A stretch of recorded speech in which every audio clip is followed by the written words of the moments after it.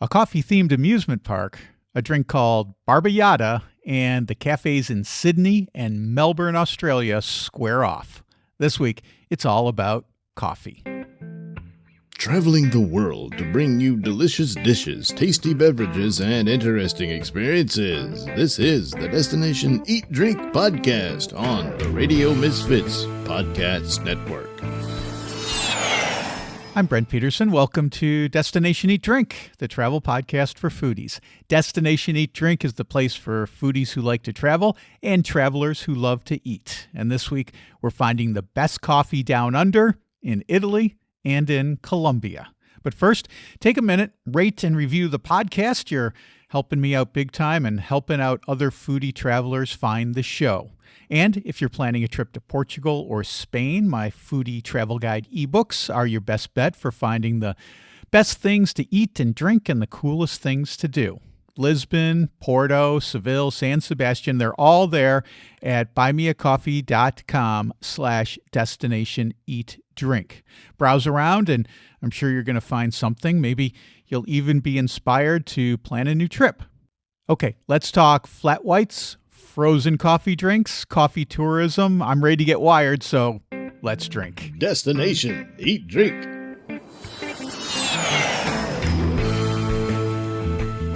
Justin Steele is the founder of Local Sauce Tours, a foodie tour company in Sydney, Australia. He tells me about the history of the famous coffee drink in Australia and his favorite places to get a cup. Aussies love their coffee too. And I just remember a few years ago when we were in New Zealand, I got into the flat whites. I love a good flat white. And if I recall correctly, and you can tell me if I'm right or I'm wrong, Justin, but there was a dispute as to where the flat white was actually invented. When I was in New Zealand, the New Zealanders claimed it, but I think the Aussies claim it as well. You want to dive in on that topic at all? Yeah, so it's a common point of contention, and Australians and New Zealanders, we compete a lot on various things, saying who invented it. So, beyond the flat white, things like Phar Lap, the racing horse, we both say Phar Lap's, from our countries. Russell Crowe is another one. Crowded houses. It's a long list of things that we compete on. The flat white is one that, it's a bit tricky. Some people would say that Australians invented it and New Zealanders perfected it. But either way, both countries do a really good flat white. There's a guy who says that he was the first one who put it on the menu, and that was at a cafe here in Sydney in the early 1980s. And I don't think anyone on the other side of the ditch over in New Zealand has been able to find earlier evidence of a flat white actually being on a menu over there. So if that's how you rule it, then Australia might win. But regardless, lots and lots of good places to get a flat white, and in general, the coffee standard is really high in both Sydney and Melbourne, and every city for that matter. A lot of people from Melbourne will say that there's no good cafes in Sydney. I deal with that attitude a bit, especially people coming up and disappointed that the coffee is not as good as what they have at their local cafe back down in Melbourne, which I think is a bit of a silly kind of claim, because they've obviously taken some time to find their favorite cafe in Melbourne, and then they expect any cafe in Sydney to be just as good as that one. But we all have our favorites, and it depends on where you are. But Google Maps is generally a helpful way to start, and just then check a few of them out. I don't think you'll be, disappointed at the standard across the board. Where do you like to go for a cup? I have different cafes in different neighborhoods, depending on where my nearest city. So you're like, depending on where my nearest good one is. tour starts from, I will have a favorite cafe close by. So if I'm in Chinatown, I'd go to a cafe called Haven. If I'm over in Piedmont doing my Hidden Sydney tour, I would go to a cafe called Mug Life. If I was in Surrey Hills, well, there's just way too many options in Surrey Hills. That is just one of the most kind of cosmopolitan parts of Sydney. So every cafe is good around there. Monique Bayer is the founder of Walk Melbourne Tours. She talks about how a flat white is made and chimes in on its history.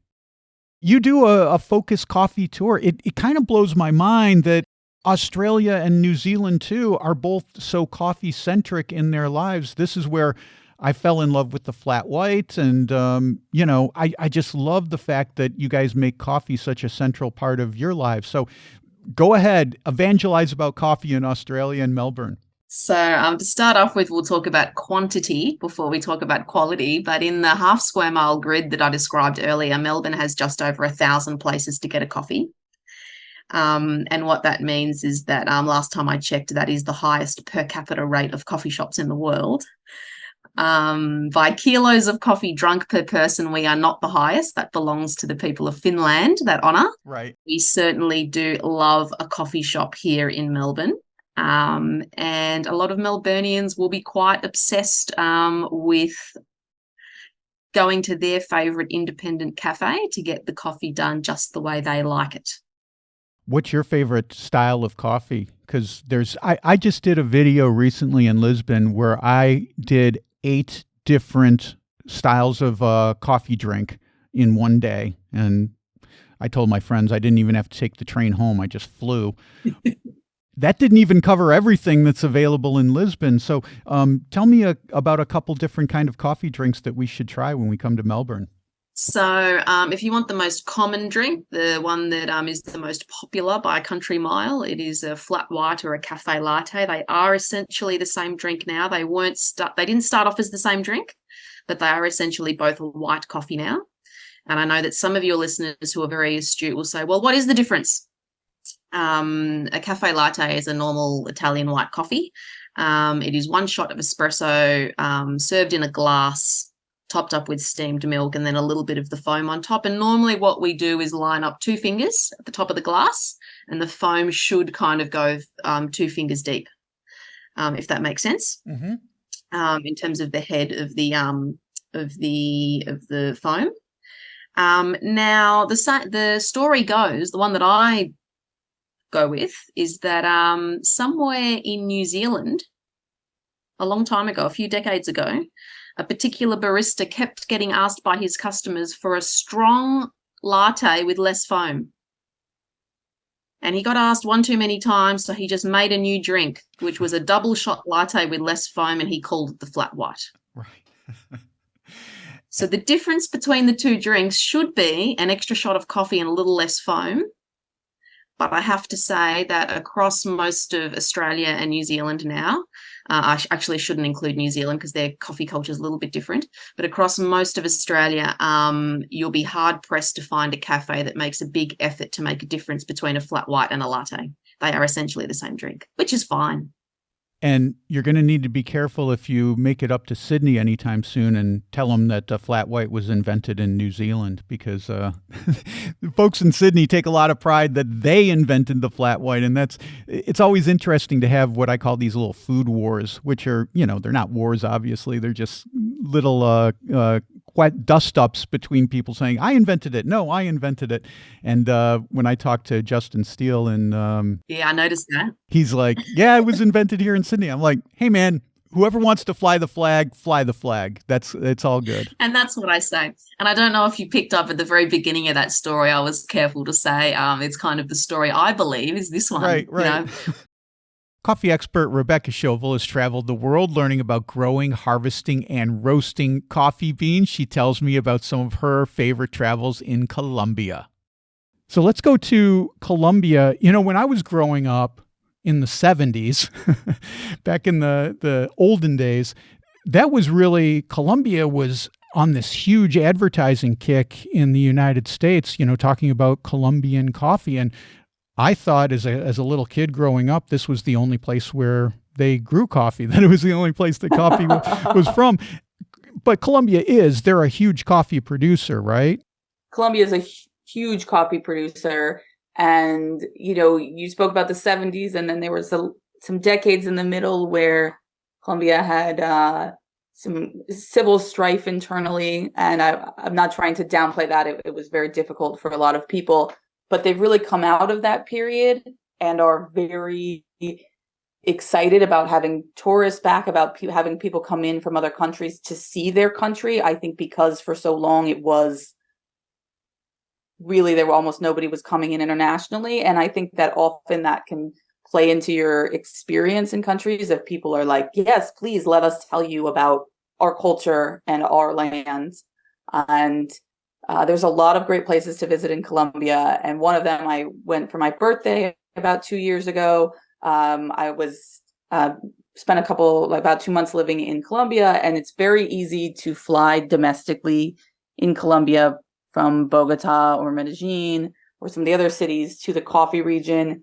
It's a area that's very agricultural and very popular internally for tourism, for sort of farm tour. Well, more just like being in the country style tourism, right? Getting out of the city. And it is very high altitude, like much of Colombia, which is great for growing coffee. You're at the equator, so there's a lot of sun and a lot of heat.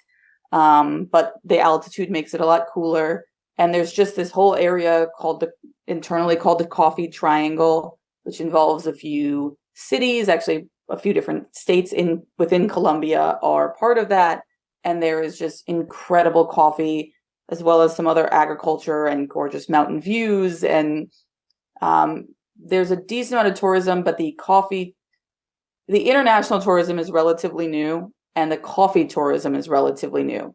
And I just will say, if you are leaving Medellin in Colombia, it's really important. It's pretty important to speak Spanish. So if you don't, go learn some Spanish, or maybe bring someone with you who speaks Spanish. It is not a very English speaking place. I do speak Spanish, so that was fine. But I was, there was literally situations I was with people who didn't, and the people who worked at the front desk at the hotel didn't speak English. That sort of a thing. It has not gotten so touristy yet as to be English speaking, which can be a lovely experience. And you can go on some very in-depth farm tours with people in Colombia. I think they're sort of just getting to the realization point of, there's kind of more money to be made in coffee tourism than just in making coffee. Right. That's an interesting inflection point in any industry, in any tourism place. But it's still, I know Colombia can seem far, but there's a lot of direct flights to Cartagena and Bogota and Medellin from the United States. And then it's just a very short, very inexpensive domestic flight to the coffee region. And in addition to coffee, you can have some great food experiences. Horseback riding is also a big thing there. I don't know why horseback and coffee go so well together, but they seem to, and just some really incredible mountain views. They are dedicated enough to their coffee that they actually have a coffee themed amusement park in that region of Colombia. Wow. Yes, Parque de Café. And it's sort of like, a Hershey Park, but coffee instead. So you can go on a roller coaster where they have planted coffee plants around it, so that you are, as you're on the roller coaster, you're going through coffee plants, for example. And then they just also have a lot of coffee products, but mostly they're just celebrating this product that's so important to them, to their culture, and to their economy. Everyone who's come back from Colombia has just raved about it. And so I think that's another good, vote for Colombia. And Bogota is like a foodie capital. So if you're interested in food, you're interested in coffee, Colombia is a place to go.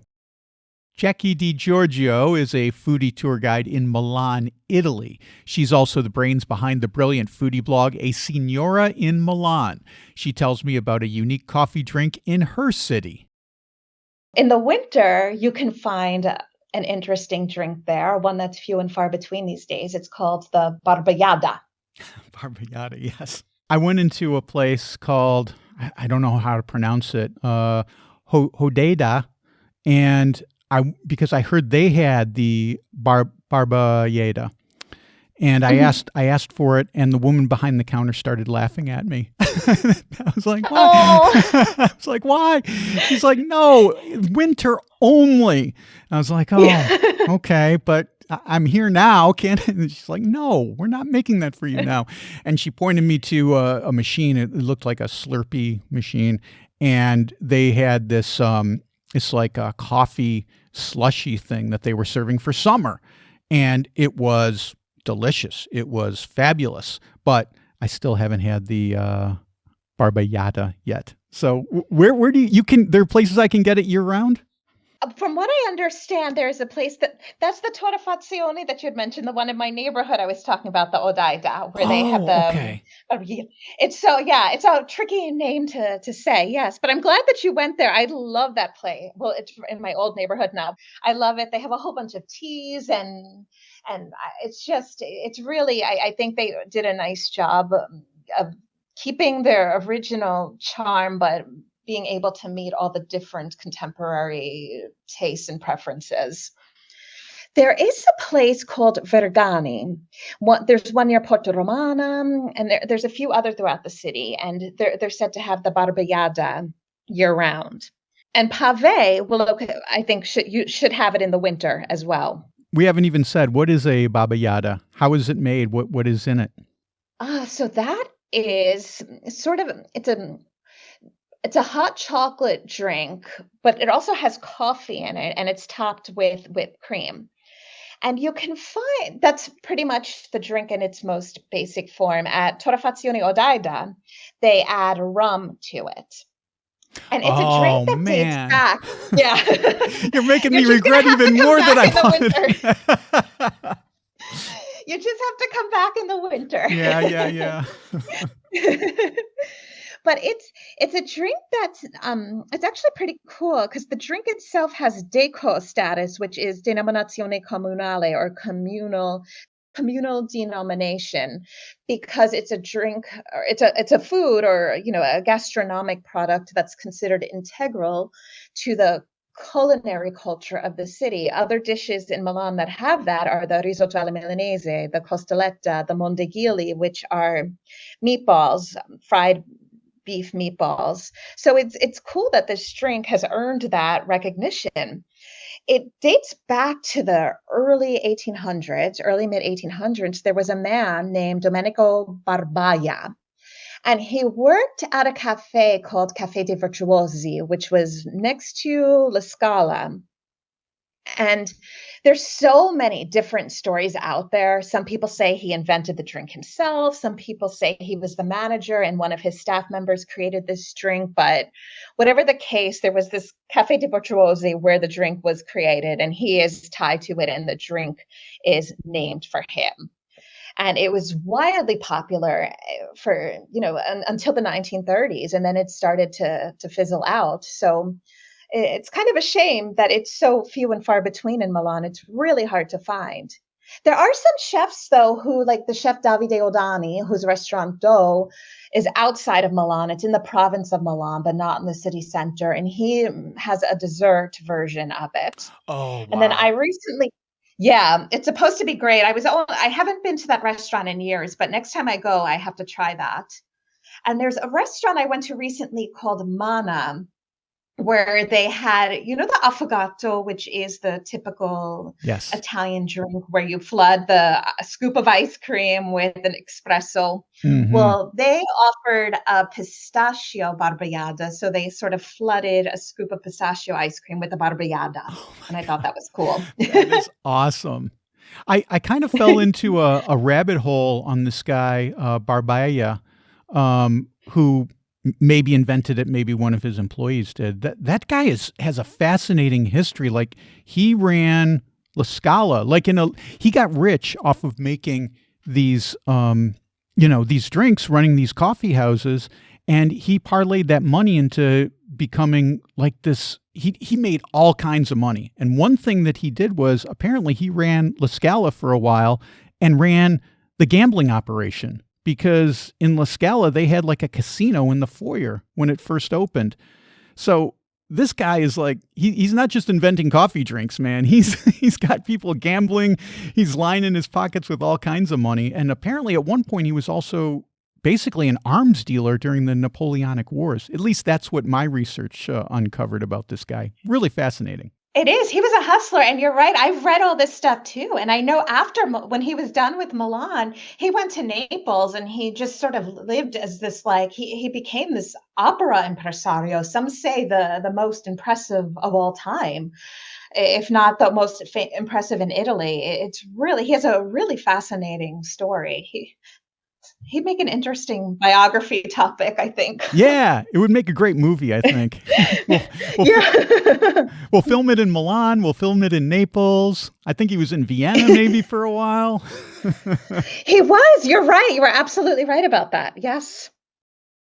Okay, that's Jackie DeGiorgia. I just love her passion for food in her adopted city of Milan. You can see her stuff at asignorainmilan.com. And I've got links to all my guests in the show notes. Well, that's it for this week. Next week, we're celebrating St. Paddy's Day with amazing pubs and foodie experiences in both the Republic of Ireland and Northern Ireland. Don't miss that. Until then, there's so much more food and travel info at destinationeatdrink.com. I just posted a story about a meal cooked in a volcano. You can read that at destinationeatdrink.com/blog. There's also a new video. This one's about 5 things the U.S. does better than Portugal. Last month I did a video. It was about 5 things Portugal does better than the U.S. So in the interest of fair play, this month's is about things the U.S. does better than Portugal. And you can see that by clicking on the video tab at destinationeatdrink.com or by going to my YouTube channel. That's at youtube.com/@destinationeatdrink946.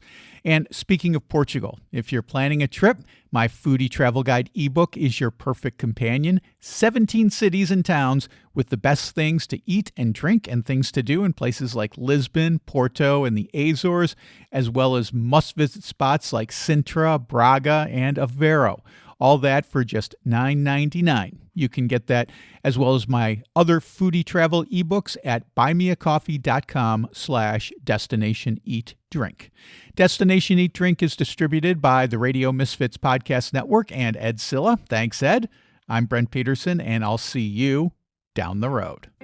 Join us next week for another culinary adventure on Destination Eat Drink, a presentation of the Radio Misfits Podcast Network.